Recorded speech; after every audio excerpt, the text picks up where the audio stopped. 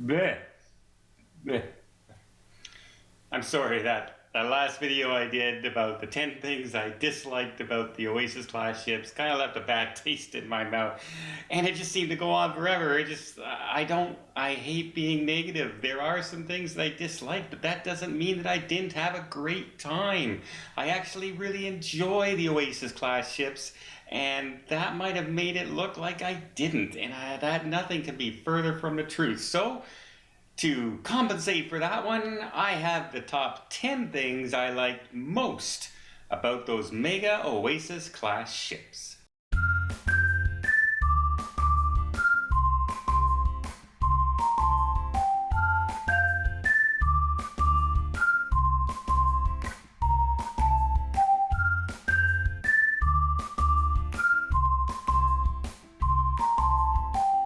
Number one, the thing I really liked about the Oasis class ship is the entertainment on board, and particularly on the Allure of the Seas. Mamma Mia, the Broadway production was amazing. The singers were great, the dancing was great. Something that you expect good shows on other cruise lines, and they do really good performances. Princess does the Secret Silk, excellent show. But the Oasis class ships, just the stage itself is so huge. It's like a professional stage that you would see in New York City and places like that. Places made for theater.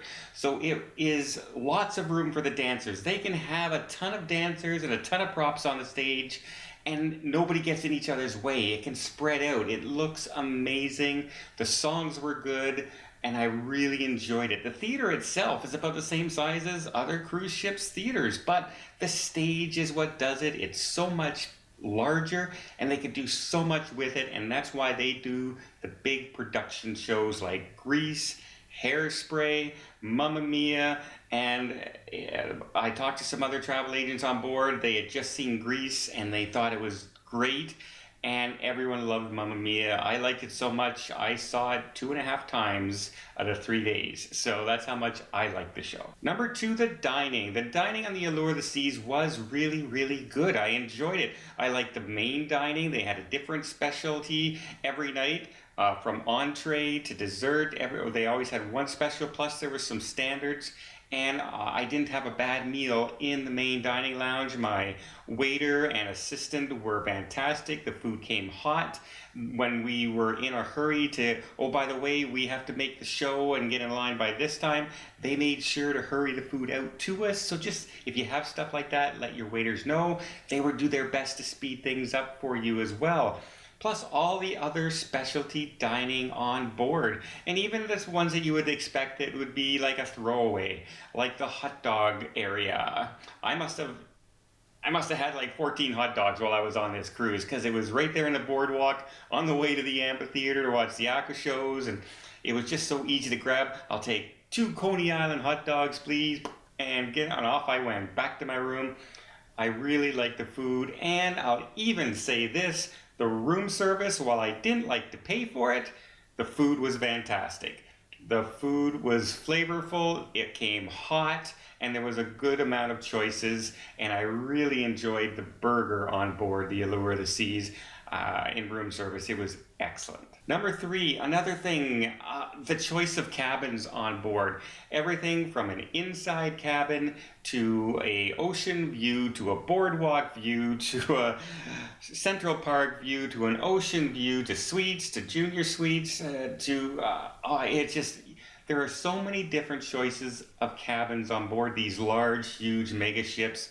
You can always find something in your budget and that suits your family's needs. And it just, if you want it, it's on these ships. So choice of cabins, number one. You won't get a better choice on any other ship anywhere. The entertainment on board, there's so much things to do, from zip lining to ice skating to watching ice skating shows, Mamma Mia, the Blue Planet, the comedians in the comedy club. There's performances every night in different areas of the ship, in the different dance areas and DJ booths. There's parties going on above deck. There's parties in the promenade. You have the aqua show in the back.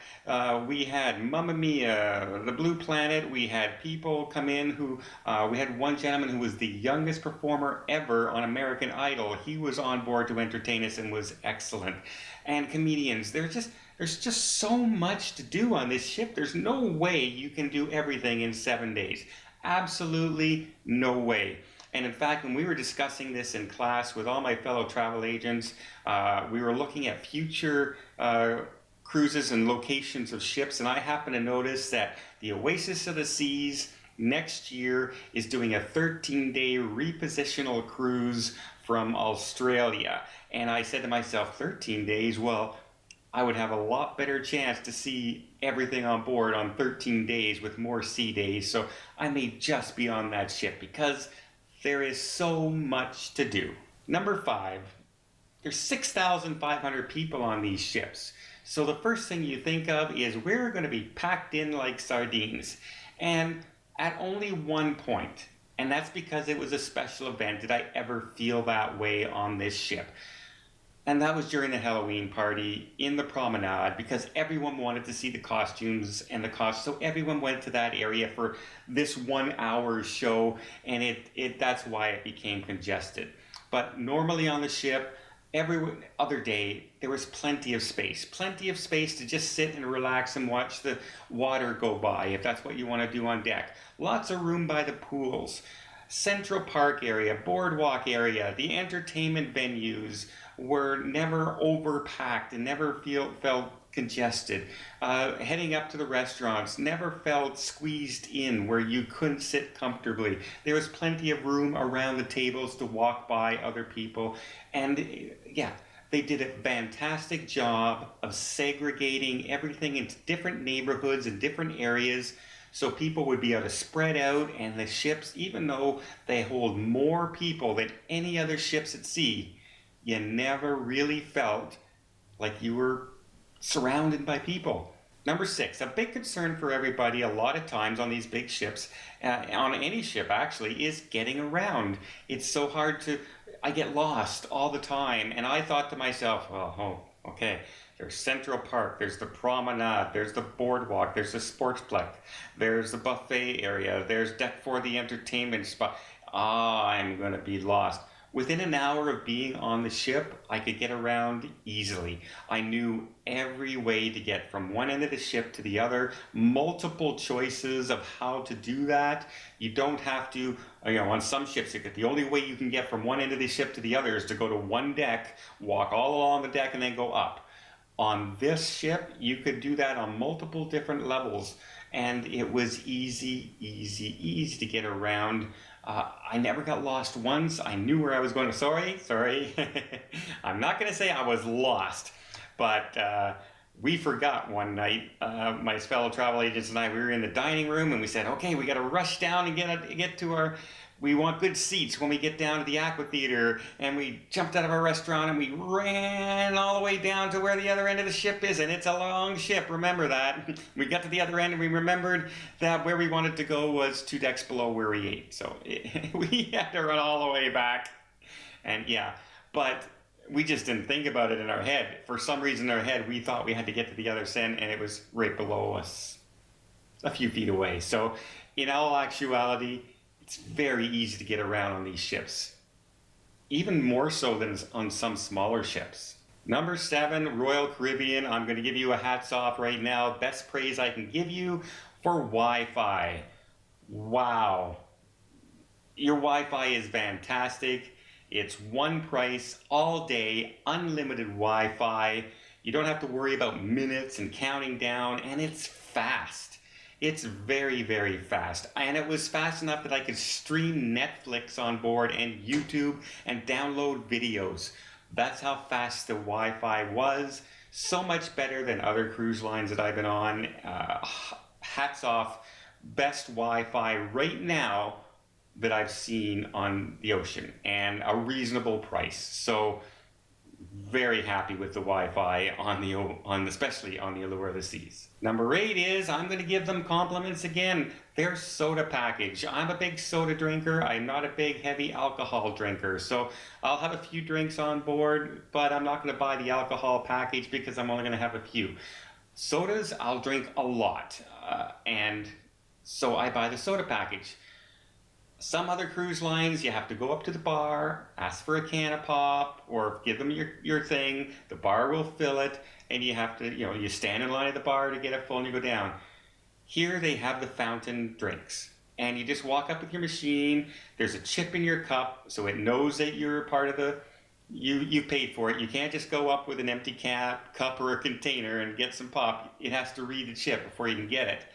But there's also a huge assortment. The machines will give you multiple flavors.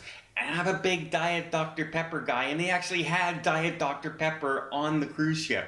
Try and get that on Princess. You're not getting that on Princess. You're getting Coke products, and if you're lucky, the bar will have a root beer on board. Very limited choice. Here, there was tons of choices of juices and flavors. I mean, Dr. Pepper had 5 flavors that I could have chose from. Coke had 9 to 10 flavors. So hats off the soda package. People really liked it. I really liked it. As long as you have a cup, you're good to go. It wasn't overly expensive, and it was so convenient. You can get it on multiple areas. Just walk up, boom, fill it up, and you're good to go. Instead of having to go up to a bar and hand them your cup and wait for them and hand them your card, and no, so much easier. Number 9 is the Flow Rider. I would have really liked to try the Flow Rider on this trip and show you guys. I was just in too many classroom times. All my sea days when I could have done this, I was in class, so it was very hard for me to do the Flow Rider. I didn't get around to it. One of the reasons I'd like to take a longer cruise on the Oasis Class ships. But I did get a chance to get up there and film some of the people up there. And I tell you, it's so much fun because they have everything from novelists up there just learning how to do it to guys who look like they're professional surfers who really know what they're doing. And they can do tricks and they can spin around and they know and so it's so much fun. And there's a seating area up there where you can sit down and watch. And everyone, when somebody went up, no matter how great they did or how poorly they did, if they don't know what they're doing, they just fell right away in the 2 minutes like I do, they all applauded and congratulated them. There was no booing or anything like that. It felt like a real fun area, and it was right at the aft of the ship. I could look out at the wake behind me and I can watch the flow riders in front. It's a really fun area just to hang out at, watch a little activities and soak up the sun. I had a really good time, and I could literally just watch it for hours. Number 10 is something they don't advertise enough of, I think, is characters. When you hear characters, the first place Disney Cruise Line, obviously, is the one you think of. But Royal Caribbean has good characters. They have DreamWorks, and they have Shrek, and all those characters. And there's meet and greets all the time on the ship. Not just once, not just numerous times on the ship. And they'll even have parades, or you'll see the characters walking around, and the kids just love seeing these characters and run up to them and have a good time. It's it's just kind of like a surprise. You almost don't even think about those things being on the ship for the kids, but they're there, and they do a really good job of having the characters entertain the kids. They'll pop into the kids clubs, they'll pop up on the pool deck, and they'll pop into dinner once in a while. And it's just one of those little extra special things for your kids that can make or break the whole cruise for them. So DreamWorks characters are a thing on the Royal Caribbean ships. So there you go. I hope that gives you a little more positive feel about the Royal Caribbean Oasis Class ships. I really do love these ships. So much beautiful entertainment, great dining, lots of room, things to do, choice of staterooms. And just being on such an immense ship towering over other ships in the dock and the port. It's awe-inspiring at some points. So yeah, I absolutely loved it. And had I not been in the class for so many days of this cruise and learning about all the different things happening with Royal Caribbean and all the updates, which is, being a travel agent, that's what we were there for. I didn't get around to see as much as I wanted to, and I tried. I literally was on the go from 7 o'clock in the morning till 1:30 in the morning, trying to find and do as much things as I can. But when you throw in shore excursions and classroom times in a 7-day cruise, I was pretty limited. So that's why I'm kind of looking at maybe doing a repositioning cruise next year so I can enjoy the large ships for a longer period of time with no classroom time thrown in as well. Well, I really, really enjoyed this ship, and I would recommend it to anybody. Forget about embarkation, but once you get on the ship, you'll have a great time. So I hope you liked this video. If you did, please give it a thumbs up. You want to see more tips, more tricks, more travel vlogs from around the world, and more travel vlogs from the Allure of the Seas coming up soon, please hit that subscribe button. Until next time, have yourself a safe and a great vacation.